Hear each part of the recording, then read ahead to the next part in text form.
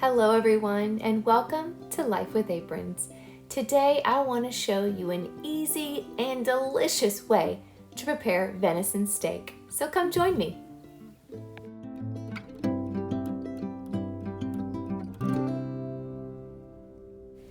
Venison steak has to be one of my favorite meals to cook. I love the flavor of the meat, I love the ease of cooking it, and I love the feeling that I know exactly where the meat came from, and my husband went out and actually got the meat for us. I know I mentioned in a former video that my husband got several deer this year, and a lot of the meat, instead of doing roast, he chose to cut them up into steaks because we just love steak. And then whatever we didn't cut into steaks and tenderloins and ribs, the main things were scraps, and I took those scraps and ground them into meat. If you want to see that video, check that out. But tonight we are eating like kings. So I'm going to start by preparing some crash hot potatoes. They pair really well with venison steak. If you haven't seen my video on that, check that video out because I go in depth, step by step, on how to make them. And let me tell you, they are one of the easiest sides to make. I mean, literally, you're just throwing the potatoes in a pot. I'm going to boil them on the stove and then finish the preparation. And while they're boiling on the stove, I'm going to get to my meat. Now, preparing venison steaks is not hard at all. In this video, you'll see that I take the steaks out of the fridge, put them on the counter, and then I start seasoning them. There is a period that the venison was on the counter and came to room temperature. It doesn't show that in the video. Obviously, I wouldn't put hours of footage of meat sitting on the counter, but just so you know, you want your steaks to come to room temperature. It just helps with the shock so they're not going from cold to hot skillet. So make sure that you do that first. The next thing that I'm gonna do is just lay them out on my cutting board, and I'm gonna start seasoning the steaks.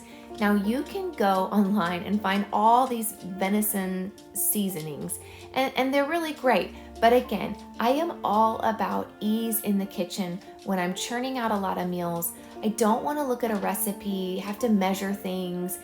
It's all extra time to me. I want something easy that I can recall from my head. So all I use is salt, garlic powder, onion powder, and pepper. And you can really choose the amounts that you want on the steak. I have found to be liberal with the seasonings. It will not overpower it. It enhances the flavor. So I tend to go heavy on the salt, heavy on the garlic, heavy on the onion. I don't go as heavy on the black pepper because I have quite a few, including myself, in my family that do not like spicy things. So I try to keep that to a minimum, but really it is super simple. You're just sprinkling it on, patting it into the skin, and then you are ready to throw it in the pan.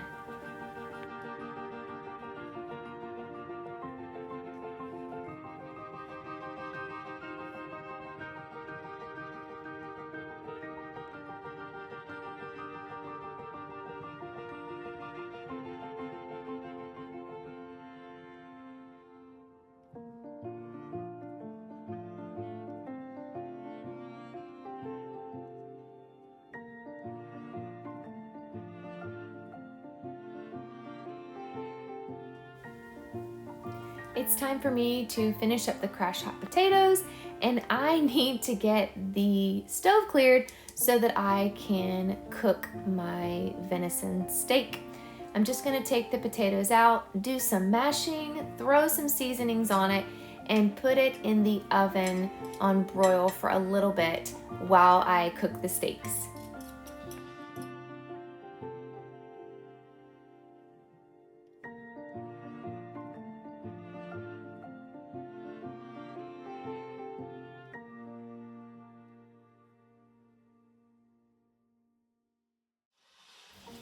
All right, it is finally time to cook the venison steaks. The first thing I'm gonna do is heat up my cast iron pan to a medium-high heat. This is super important. You do not want the venison steak going into a cold pan or a warm pan. You want it to be nice and hot. And if you noticed, I already had fat in my pan. I actually used this pan this morning for frying my bacon.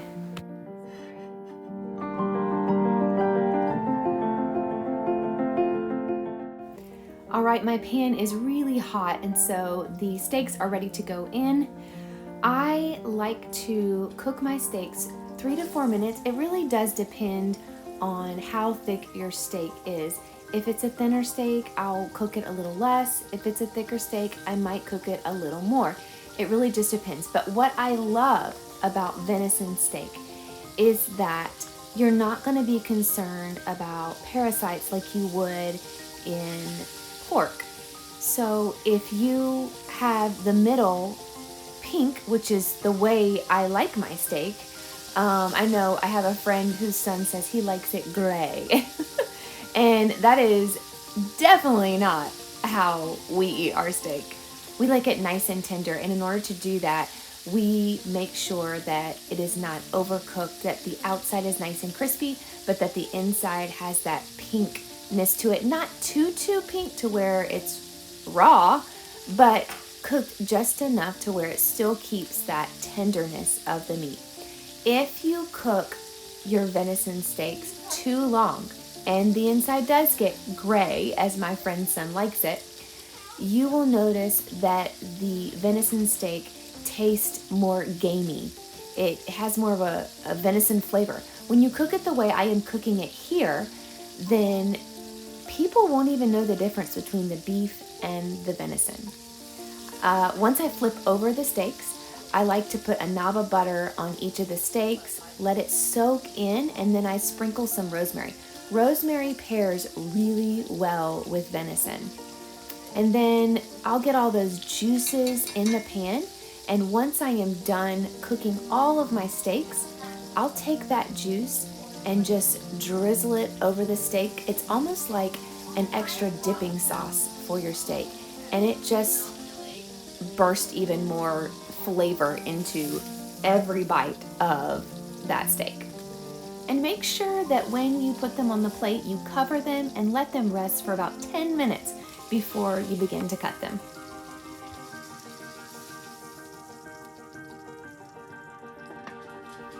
For my final leg of our steak meal, when I pulled out my potatoes earlier, I thought, I don't think this is going to be enough. So I pulled out a jar of canned potatoes off of my shelf.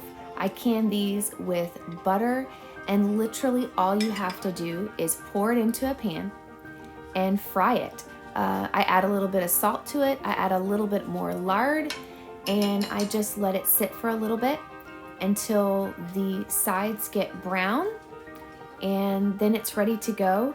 And it's a really easy addition to a meal. I will do a video on how to can potatoes, but it is one of my go-tos because it's quick and easy.